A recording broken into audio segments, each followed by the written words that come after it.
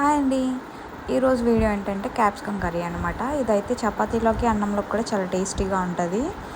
దీన్ని చేయడం కూడా చాలా ఈజీ ప్రాసెస్ అనమాట. ఫస్ట్ ఏంటంటే ఆయిల్ వేసుకొని నెక్స్ట్ అందులోన జీలకర్ర, ఎండుమిర్చి, నేనైతే ఇక్కడ పచ్చిమిర్చి వాడట్లేదు, ఓన్లీ ఈ రెండే వాడా ఫస్ట్.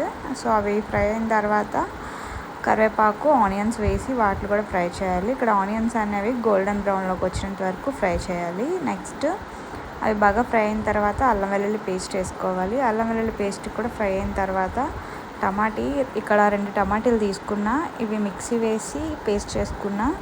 అది వేసిన తర్వాత టమాటీ బాగా మగ్గాలి కాబట్టి సో అది మగ్గినంత వరకు దాన్ని అలాగా కలుపుతూ ఫ్రై చేసుకోవాలి. మూత పెట్టి తీసి అలాగా అది ఫ్రై అయిందా లేదో చూసుకోవాలి. ఫ్రై అయినప్పటికీ అక్కడ ఆయిల్ తేలుతూ ఉంటుంది చూడండి.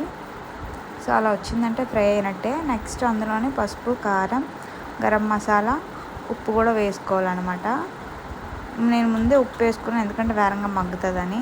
అలాగా అది అవన్నీ వేసి కలిపేసి నెక్స్ట్ మీడియం సైజ్, అంటే మరీ చిన్నవిగా కాకుండా మరీ పెద్దవి కాకుండా క్యాప్సికమ్ ముక్కలు ఈ సైజులో కోసుకుంటే చాలా బాగుంటుంది కూర చూడడానికి కూడా.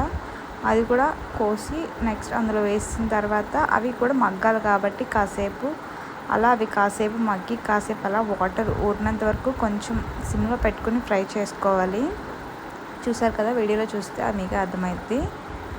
సో అలా ఒక 3 minutes అలాగా అయిన తర్వాత కొంచెం వాటర్ వేసుకోవాలి, అవి మునిగినంత వరకు. ఉప్పు కారం సరిపోయిందో లేదో చూసుకున్న తర్వాత ఈ కన్సిస్టెన్సీలో దించేసుకుంటే